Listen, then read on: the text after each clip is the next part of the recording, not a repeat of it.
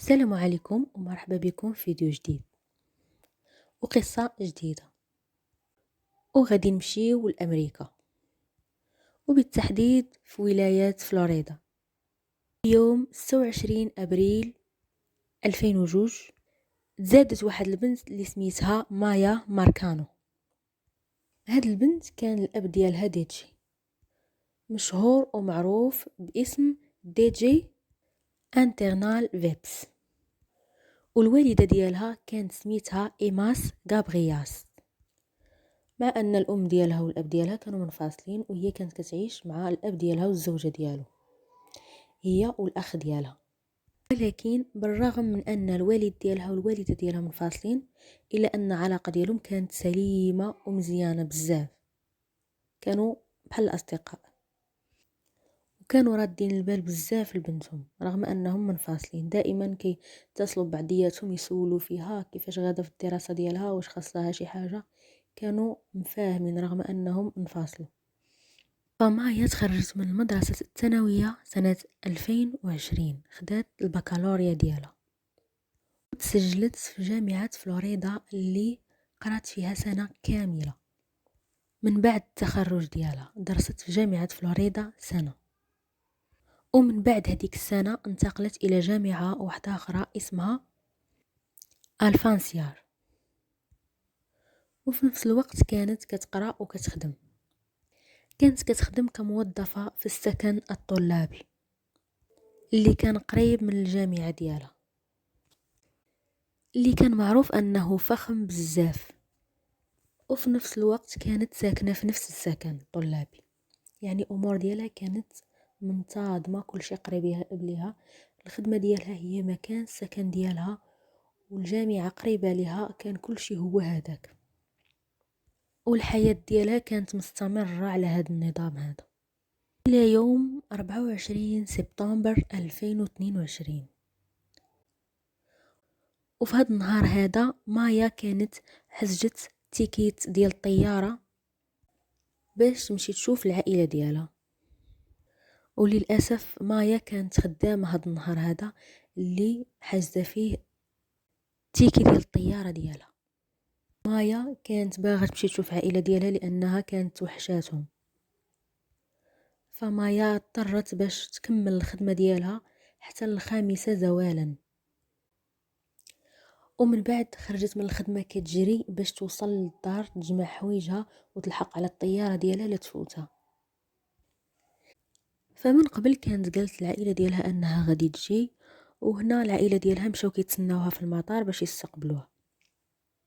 وبالفعل ملي وصل الوقت باش تنزل الطيارة، نزلت الطيارة، ولكن مايا ما كانش في الطيارة، ما نزلتش من الطيارة، حينت اصلا مايا ما ركبتش فيها. عياو عائلتها ما يتصلوا بها، ما يصيفطوا لها رسائل، والو، بدون جواب. وفجأة مايا اختفت وكأنها عمرها ما كانت. بقاو كيحاولوا يتصلوا بيها وكيتسناوها تجي لحد 9:30 مساء.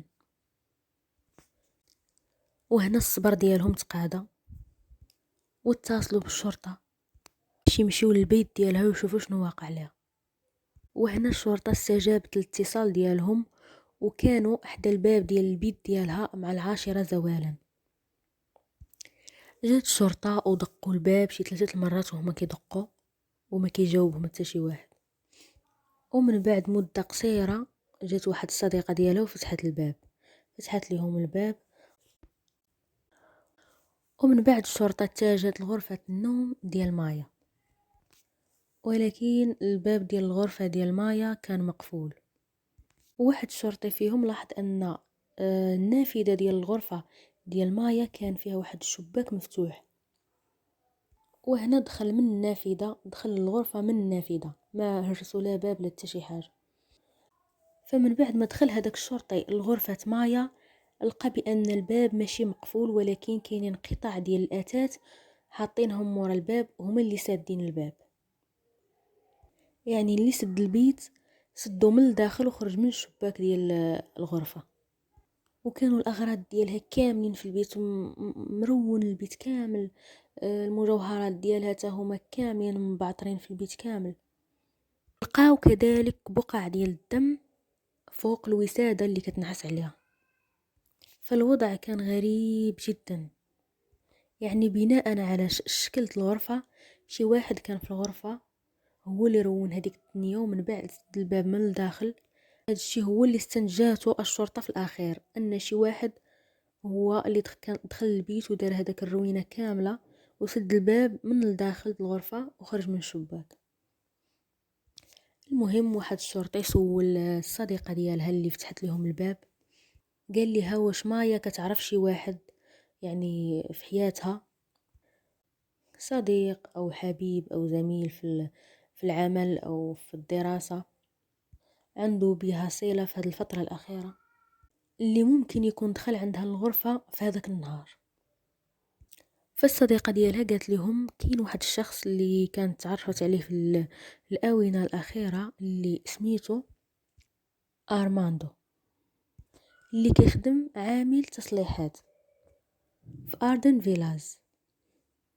وقالت لهم أنه كان دائما كيحاول يرتبط مايا، ولكن مايا كانت كترفضه دائما، ما كانت باغاه، وكانت تقول ليه خلينا غير أصدقاء أحسن. ومن طبيعة الحال عائلتها ما كانوش غير جالسين وكيتسناو الشرطة هي اللي تخدم، فبداو كيجمعوا حوايجهم باش يجيو يعاونوا الشرطة في البحث على مايا بنتهم. فوصلوا مع ديك 3 ديال الليل البيت مايا. فباش وصلوا الغرفة ديالها لقاو باقين كاينين المحققين والشرطة باقين كيديروا الإجراءات ديالهم. فالأهل ديال مايا دخلوا للغرفة ديال بنتهم وبداو كيقلبوا واش غادي يلقاو شي دليل اللي يعاونوا به الشرطة. فإذا بهم غادي يلقاو واحد القاطع ديال الصناديق، لقاوه تحت واحد السجادة في الغرفة ديال مايا. وفجأة أرماندو جا المكان اللي وقعت فيه الحادثة، فبدا كيهضر معه واحد الشرطي وكيحاول يسولو على شنو واقع لمايا وفوقاش آخر مرة شافها وغير ذلك. أرماندو هنا بدا كيهضر لهم على واحد الشخص واحد آخر سميتو تاتي اللي كتعرفو مايا، خليهم شخصيات واحدة أخرى إلى غير ذلك. هنا العائلة ديال مايا من بعد ما شافوه تعصبوا وبداو كيغوتوا، يعني راهم معذورين شاكين فيه، احنا عارفين انك مع مايا وعارفينها بغاتك وما بغيتيهاش قتلتيها وهذا، بداو كيعصبوا عليه. فهو نكر هاد الشي كامل، والشرطة ما لقاو حتى شي دليل حي ضد أرماندو. وهنا الشرطة قالوا له صافي غير سير، خلاوه يمشي، لأنه ما كاين حتى شي دليل كيثبت أن أرماندو عنده يد في القضية، رغم أنهم شاكين فيه الشرطة والأهل ديالو والصديقة ديالو، كاينة شكوك كتيرة ولكن ما كاين حتى شي دليل. فهنا خلاو السبيل ديالو، قالوا له صافي غير سير. مع 4 الصباح تلقوه. فملي صباح الصباح الشرطة علقت لافتات على جدران المدينة وفي كل مكان فيها الصورة ديال مايا، وأنها مختفية، ورقم الهاتف ديال الأهل ديالها، وأنه اللي شافها يتصل بهذاك الرقم، واللي عرف عليها أي حاجة يتصل بهذاك الرقم. ولكن الأهل ديال مايا بقاو شاكين بزاف في أرماندو، وبقاو تابعينه في السر، وبقاو متبعين التحركات ديالو كاملين، وفين كيمشي ومين كيجي وكل شي بقاو حاضينه في السر. ربما إلا بقاو حاضينه يوصلوا المايا. وفعلا شافوا واحد الحاجة اللي غريبة بزاف، اللي دخلتهم الشك بزاف، أن أرماندو ملي نزل من السيارة ديالو هبط معاه واحد الحقيبة كبيرة وواحد البطانية، وهبط معاه حتى واحد الليقات قفازات. وأهل مايا ملي شافوا هذيك البطانية شكوا أن ديك البطانية ديال مايا. فمباشرة من بعد ما شافوا هذاك المنظر اتصلوا بالشرطة، وطبعا الشرطة ما تعطلتش وجات ديك الساعة لعند أرماندو. ولأنهم جاو بالزربة ما كانش عندهم تصريح باش يدخلوا يفتشوا البيت ديالو، فما قدروش يدخلوا يفتشوا البيت ديال أرماندو. أرماندو ملي شافهم بحال هكا قال الأهل ديال مايا بأنهم يدخلوا يفتشوا البيت ديالو. دخلوا فتشوا البيت كامل، ما لقاو حتى شي حاجة ماشي هي هادي، ما لقاو حتى شي دليل. ومرة أخرى عاوتاني الشرطة خلاو أرماندو لأنهم ما عندهم حتى شي دليل وانسحبوا، ما لقاو عليه حتى شي دليل اللي هو ضده. ومن طبيعة الحال الأهل ديال مايا باقين شاكين في أرماندو بزاف، رغم أنهم ما عندهم حتى شي دليل عليه، ولكن هو الشخص الوحيد اللي شاكين فيه. فباقين مصرين على أن أرماندو هو عنده علاقة باختفاء ديال بنتهم مايا، اللي لحد الآن معرفوهاش واش ميتة أو لحية. والشك غيتزاد ملي في النهار الاخر مع 3 د العشية أرماندو ركب في السيارة ديالو واختفى، وما عرفو حتى شي واحد فين مشى. وهنا حتى الشرطة كبر الشك ديالها في أرماندو بأنه عنده علاقة بالقضية ديال اختفاء مايا. أخيرا الشرطة داروا واحد المذكرة ديال القبض على أرماندو بشكل رسمي، وكانوا تعطلوا حيت ملي مشاو عنده البيت ديالو ما لقاوش ليه حتى شي اثار، فحتى هو كان مختفي. والشرطة هنا بداو كيبحثوا في القضية اكثر. اكتشفوا ان النهار اللي اختفت فيه مايا مع 4:30 شي حد دخل الغرفة ديال مايا بالماستر كي اللي هو المفتاح اللي على شكل لاكارت وبمفتاحها الشخصي.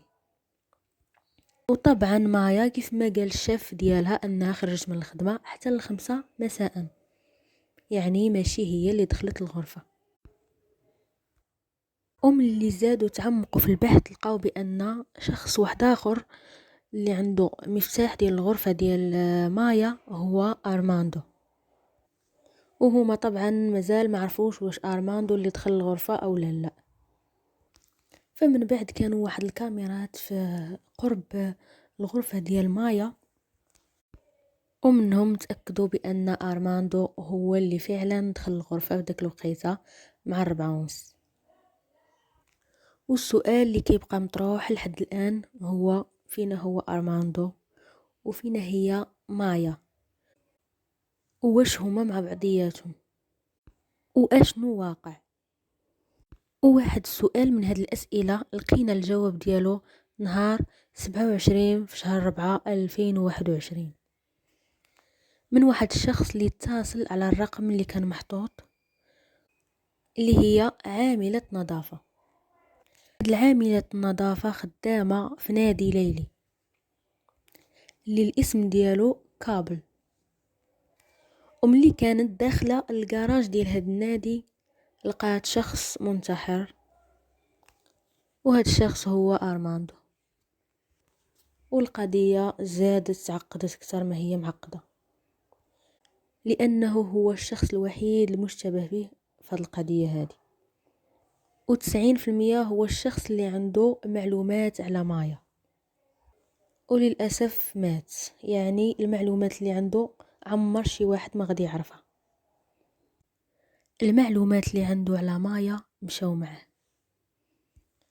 فبعد ما مات المشتبه الوحيد في القضية، فالشرطة ولات مركزة على حاجة وحدة، هي تلقى مايا سوا حية سوا ميتة. فهذه هي الحاجة الوحيدة اللي ولاو مركزين عليها.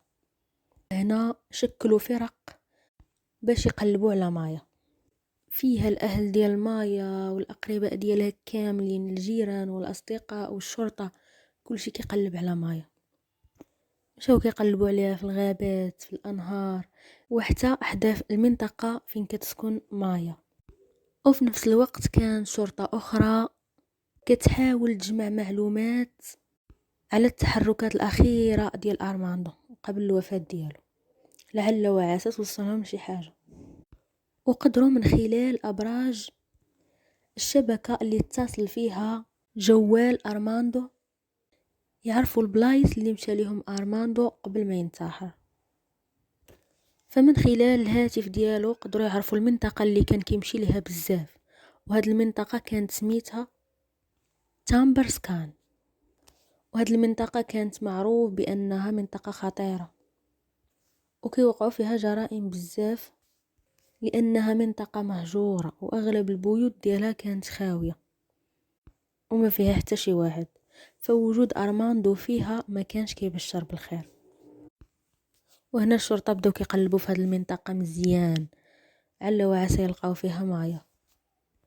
فمن بعد بحث اللي كان طويل ومتعب، وأخيرا وللأسف نهار 2 أكتوبر 2022 في الصباح تم العثور على جثة مايا مربوطة بشريط لاصق أسود، وكانت شبه عارية، كانت لابسة سروال جين فقط، وكانت مرمية في جنبها المحفظة ديالها اللي فيها مجموعة من الأوراق ديالها وبطاقة الهوية ديالها. فمن طبيعة الحال الناس بداو كيسولوا شكون اللي دار هاد العملة في مايا. فالأدلة كاملة كتقول بأن أرماندو هو اللي دار هاد الشيء في مايا، ولكن للأسف أرماندو انتحر قبل ما تشدو الشرطة. وعلى فكرة أرماندو طلع عنده سوابق قبل قضية مايا، حين في 2021 شهر مارس بغى يرتبط بشي بنت، وكان كيصيفط لها بزاف ديال الرسائل وديما كانت كترفضه. وملي تأكد بأنها صافي ما بغاتوش، مشى واحد النهار وهرس ليها النوافذ كاملين ديال الدار ديالها. ومرة أخرى عاوتاني دار واحد تفجير صغير في المدرسة بقارورة ديال الماء، وقال بأنه بالنية ديال المزح، زعما غير كيضحك ما ناويش. فهنا من بعد ما الشرطة بدات كتشرح الجثة ديال مايا باش تعرف السبب ديال القتل ديالها، وللأسف ما قدروش يعرفوا كيفاش ماتت أو سبب وفاتها، لأنها كانت مدة باش ماتت والجثة بدات كتحلل، يعني ما قدروش يوصلوا حتى شي دليل. آخر حاجة غادي نقولها هي مايا ماتت مقتولة من طرف أرماندو. هذه هي النتيجة اللي توصلوا لها الشرطة، لأن أرماندو انتحر وحتى الجثة تحللت، فما قدروش يوصلوا لشي معلومات من غير هاد الشي. ما قدروا يعرفوا لا سبب وفاتها، علاش قتلها، ولا حتى الطريقة اللي قتلها بها، لأن الجثة كلها تحللت وما قدروا يلقاو لا بصمات عليها لا حتى شي حاجة. وما نقدروا نقولوا إلا الله يرحمها مسكينة. وكانت هذه هي القصة ديالنا، ونتلاقاو ان شاء الله في قصة واحدة اخرى. ما تنساوناش من لي لايك لي كومونتير وواحد الابوني، والى اللقاء.